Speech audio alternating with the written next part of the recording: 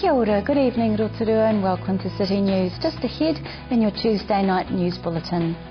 A new initiative aimed at helping teenagers drive more safely.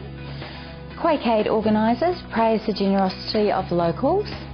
And a competition to come up with the best way to welcome visitors to New Zealand for the Rugby World Cup will see the winner pocket $25,000. Those stories up next on City News. Rotorua teenagers will soon be able to learn practical driving skills such as braking, parking, emergency reactions and more at the Taupo Motor Sport Park. The high-profile road deaths of Rotorua students Christy Ray Ruri Gardner and Jessie Howe last year prompted the initiative aimed at ensuring more teens aren't killed on the district's roads. Police are working with the District Council to provide the program, which aims to help young drivers develop essential skills and knowledge. The program, named Driver Directions, will be held next month and organiser Jodie Lawson says the program was already half full.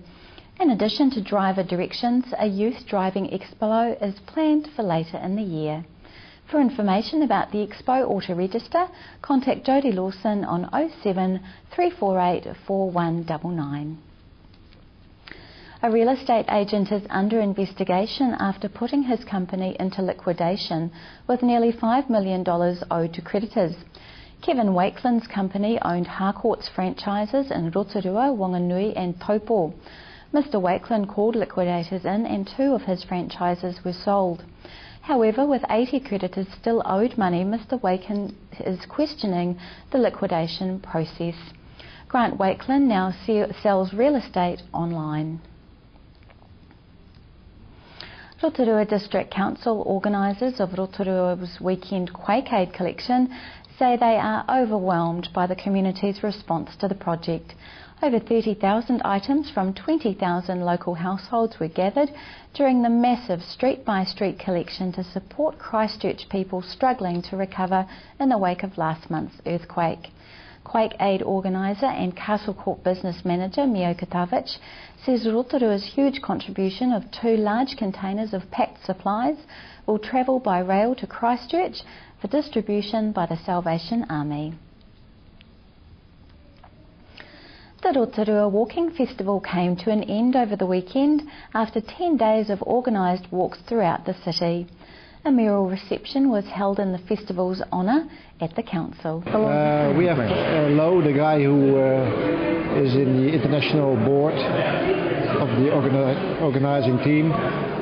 We joined him last year to Japan and we were invited to join him again now to Australia and New Zealand, which we of course accepted because it's a unique opportunity to see this part of the world.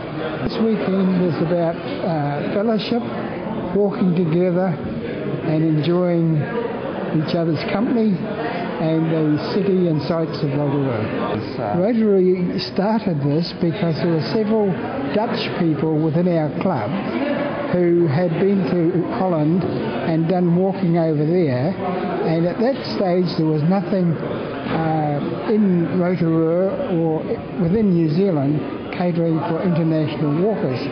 So we started it 18 years ago. President John Martin says the festival was a great success.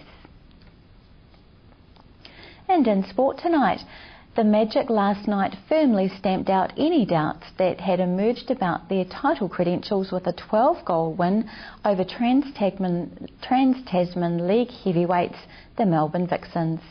After a couple of unconvincing wins and last week's loss to the Northern Mystics, the Waikato Bay of Plenty side was starting to look in danger of taking a slide down in the standings.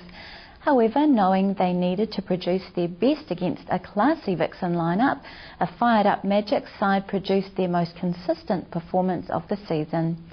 The Magic led all quarters, taking the game 53-41. Magic star shooter Irene van Dijk says last night's victory gives her side a strong boost in confidence heading into the difficult road trip next week when they take on the West Coast Fever in Perth.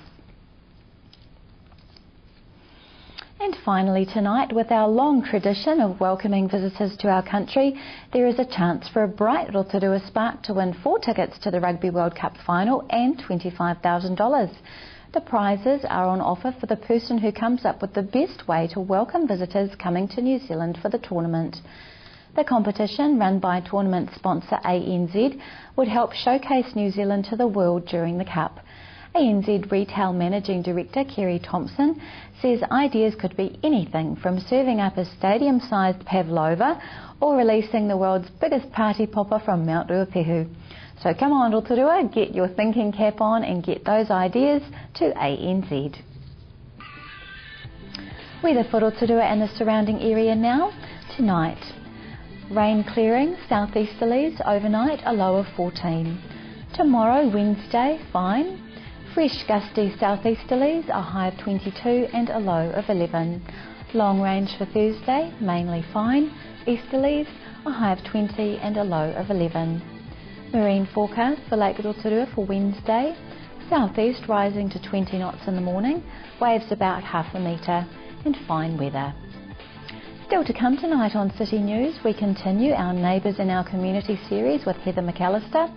Irene Begg has advice on how to say no, and Joe LeGroux tells us about the Anne Frank exhibition coming to Rotorua.